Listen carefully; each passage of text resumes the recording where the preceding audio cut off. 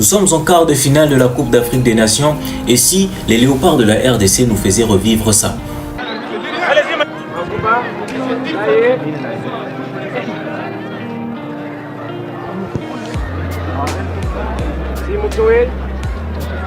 Kidumu, Andaye, pour Mayanga, Mayanga pour Ndaye, Ndaye.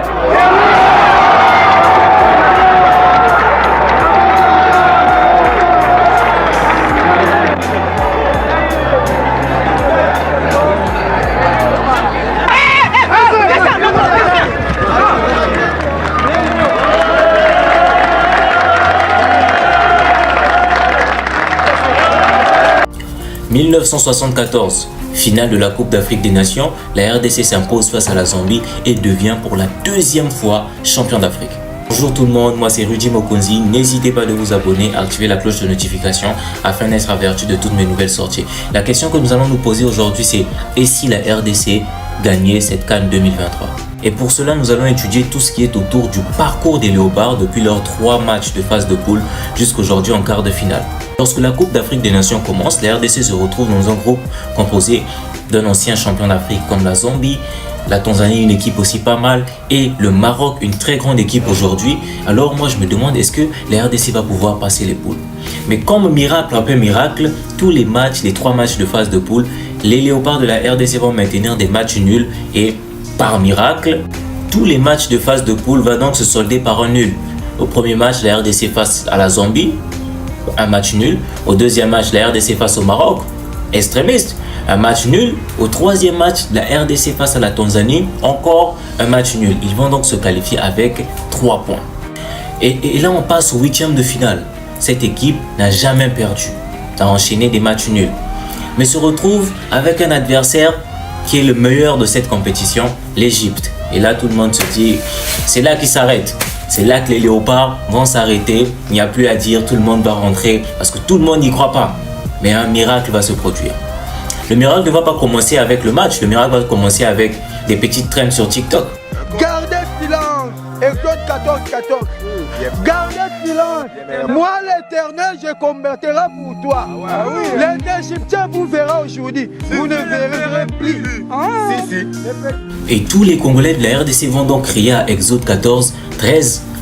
Les Égyptiens que vous voyez, vous ne les verrez plus. Comme si c'était le peuple d'Israël.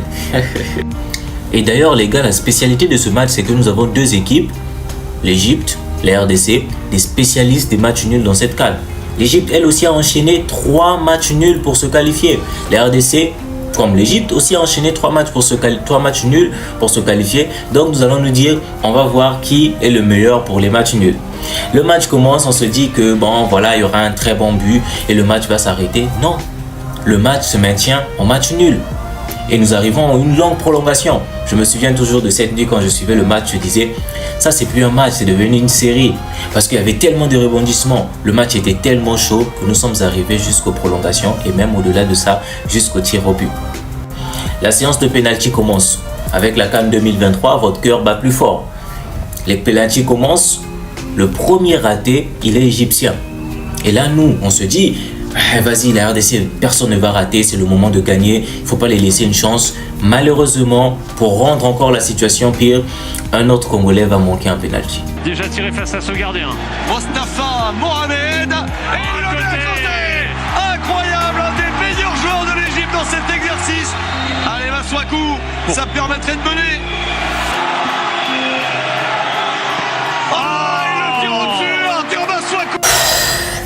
Après ce raté inutile, le match revient dans sa spécialité, nul. C'est au tour des gardiens. Cette fois-ci, c'est au gardien de tirer.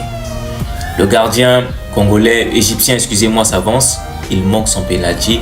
Et donc, la joie de toute une nation, de tout un peuple, le peuple congolais, se retrouve donc sur les pieds, sinon devant les pieds du gardien congolais qui, lui, ne va pas rater son penalty. Et là, la RDC se qualifie pour les quarts de finale. Incroyable. Nous sommes partis de miracle en miracle. Et donc, j'aimerais me poser la question. Et si les miracles continuent? Et si la RDC remportait cette CAN? Le prochain match qui les attend, c'est le match avec la Guinée. C'est pas un match facile. Mais les Congolais se disent, avec la Guinée, il suffit juste de bien croiser les doigts, bien les serrer, bien serrer aussi la défense. Avec une bonne attaque, c'est sûr qu'on bat la Guinée et puis on se qualifie pour les demi-finales. On retrouve soit la Côte d'Ivoire ou le Mali. C'est pas impossible de les gagner et on se retrouve en finale, soit le Cap-Vert, soit l'Angola. Après avoir fait des matchs nuls avec la Zambie, le Maroc et d'avoir battu l'Égypte, les Congolais n'ont plus peur de personne. La confiance s'installe et les Congolais se disent oui, c'est bien possible. Et même moi, je reprends à cette question en disant oui, c'est bien possible. Pas seulement à cause de ces victoires ou de ces matchs nuls, mais aussi à cause de tout ce qu'il y a autour de la qualification, la participation de la RDC à la CAN. Nous n'allons jamais oublier ça. Les Brassavillois, restez surveiller le fleuve. Le fleuve est entre vos mains, surveillez le fleuve. Vous n'avez rien à faire. Et oui, jamais on va l'oublier. On se souvient tous de ça. Ça s'est enchaîné, jusqu'à présent ça finit par... Aussi avec ce genre de supporters, comment ne pas remporter la Coupe d'Afrique des Nations? Alors moi je crois aux Léopards, cette vidéo c'est encore pour motiver cette équipe de Léopards. On attend la CAN. Je terminerai cette vidéo en félicitant les Léopards pour leur participation. Jusqu'ici, félicitations aux Léopards. Mais s'il vous plaît, en fin de vidéo, j'aimerais bien que vous me donniez le numéro de Guy Mbenza, l'attaquant congolais. S'il vous plaît, j'ai juste besoin du numéro de Guy Mbenza, l'attaquant des Diables Rouges. J'en ai besoin. Merci à vous, c'était Rudy Mokonzi. Merci d'être là jusqu'à la fin de la vidéo. Si vous n'êtes pas encore abonné, cliquez sur le bouton s'abonner, activez la cloche de notification afin d'être averti sur toutes mes nouvelles sorties. C'est sur ces mots que je vous laisse. Merci.